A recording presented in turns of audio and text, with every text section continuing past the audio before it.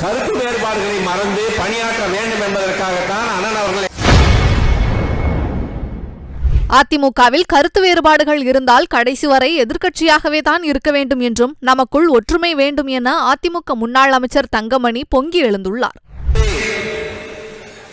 பார்த்துக் கொண்டிருக்கின்ற போது இங்கே பொதுச் செயலாளர் அவர்கள் ஒரு கழக பொருளாளரை மூத்த அண்ணன் அவர்களை இங்கே அனுப்பியிருக்கின்றார்கள்.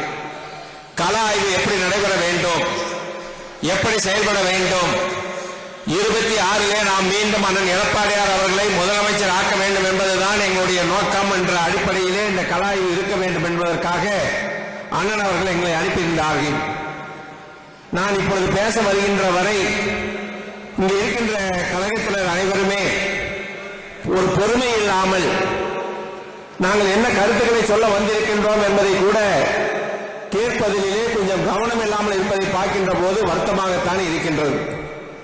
2 தொகுதிகளை கொண்ட இந்த மாநகர மாவட்டம், இந்த 2 தொகுதிகளிலே நாம் இப்படியே இருந்துவிட்டோம் என்று சொன்னால் எதிர்கட்சியாகவே இருக்க வேண்டியதுதான். இந்த 2 தொகுதிக்கும் கருத்து வேறுபாடுகளை மறந்து பணியாற்ற வேண்டும் என்பதற்காகத்தான் அண்ணன் அவர்கள் எங்களை அனுப்பியிருக்கின்றார்கள்.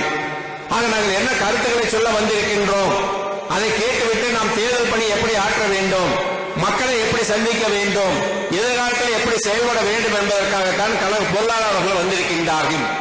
நாங்கள் இங்கே ஒரு கூட்டம் நடைபெற்றால் கீழே ஒரு கூட்டம் நடைபெற்றுக் கொண்டிருந்தால் இந்த கூட்டம் ஒரு ஃபார்மாலிட்டிக்காக நடைபெறுவது போல ஆகிவிடும். நாங்கள் வந்துவிட்டு சென்றதே எதற்காக என்பது ஒரு கேள்விக்குறி ஆகிவிடும் என்றுதான் என் மனதிலே தோன்றிய.